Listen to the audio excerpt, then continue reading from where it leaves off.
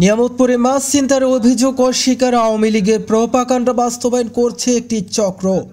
নওগাঁর নিয়ামতপুর উপজেলার ভাবিচাই ইউনিয়নের বোরামবাড়ি এলাকায় আদিবাসী সম্প্রদায়ের মাছ ছিনতাইয়ের অভিযোগ তুলে পাল্টাপাল্টি বিক্ষোভ মিছিল হয়েছে।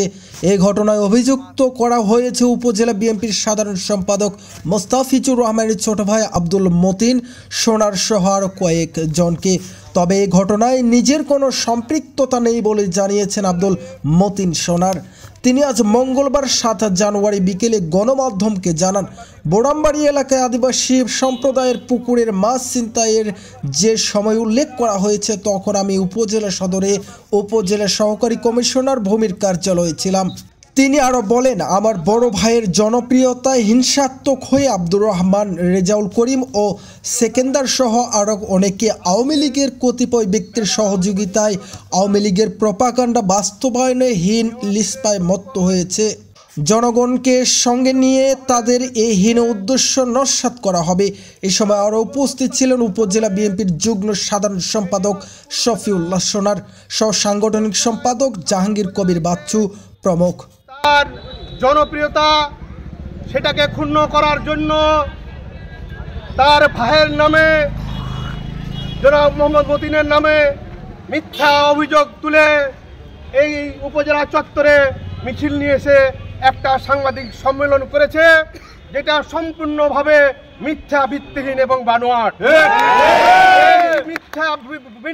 মিথ্যা ভিত্তিহীন বানোয়াট যে এখানে সংবাদ সম্মেলন করে গেছে, এই কুচক্রী মহলেরা আওয়ামী লীগের দালাল।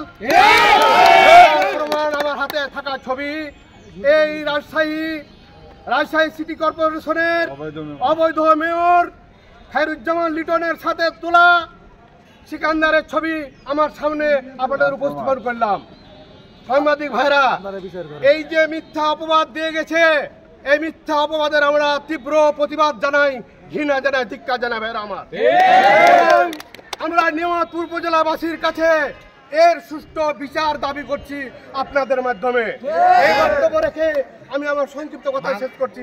আসসালামু আলাইকুম রহমতুল্লাহ। মিছিল ও সম্মেলন করেছে তা সম্পূর্ণ ভিত্তিহীন ও মিথ্যা। আমাকে ও আমার ভাই জনাব মোহাম্মদ মোস্তাফিজুর রহমানের রাজনৈতিকভাবে হেয় প্রতিপন্ন করার জন্য তারা এই কাজ করেছে। এই ঘটনার নেপথ্য কুচক্রী মহলের ইচ্ছায় ইন্ধন রয়েছে বলে আমি মনে করি। উক্ত সংবাদ সম্মেলনে ভাই ডাইরেক্টর বাবু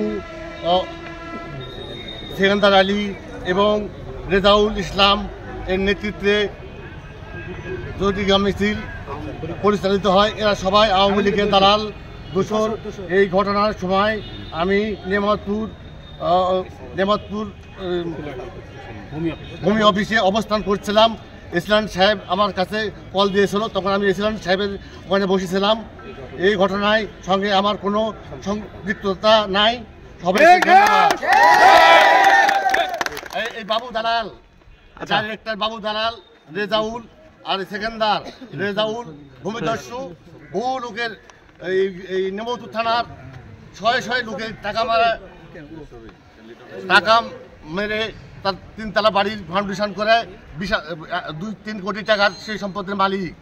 এখন তার দালালি ছাড়া কোনো কাজ নাই এবং নিয়ামতপুর থানার প্রত্যেকটা মামলার সাথে জড়িত, প্রত্যেকটা মামলার ভয় দেখা টাকা আদায় করে এবং তার সাথে বাবু ডাইরেক্টর জড়িত। তারা টাকার ভাগ বটারা করে বাবু ডাইরেক্টরের বাড়িতে, ডাইরেক্টর বাবু বাড়িতে সেকেন্দার এবং রেজাউল বাবু ডাইরেক্টর ছেলে, বাবু ডাইরেক্টর, এরা কয়েকজন মিলে বাবু ডাইরেক্টরের বাড়িতে বসে টাকার ভাগ বটারা করে। আর একটা মিথ্যা মামলা দিয়ে 100-200 আওয়ামী লীগের লোকের কাছে টাকা দাবি করে, কারো কাছে 20,000, কারো কাছে 50,000 টাকা আদায় করেছে আমি জানতে পারি। আমার কাছে প্রমাণ আছে, কিছু প্রমাণ আছে, সেই প্রমাণ আপনাদের সামনের সপ্তাহের দিকে দিব আমি। ইতিপূর্বে এই সেকেন্দার রাজশাহী খায়রুজ্জামান লিটন আওয়ামী লীগের অবৈধ 50,000 টাকা দিচ্ছে। কথা বলার মতো কথা বলেন কেন? একটু থামেন, এখানে কথা বলুন। সাংবাদিকরা ক্যামেরা ধরে আছে, তারপরে কথা বলছেন আপনারা। আমার প্রেসিডিয়াম সদস্য খায়রুজ্জামান লিটন রাজশাহী, তার সঙ্গে এই ছবি উঠাইছে, তার সঙ্গে রাজশাহীতে আওয়ামী লীগ করেছে, এটা তার প্রমাণ।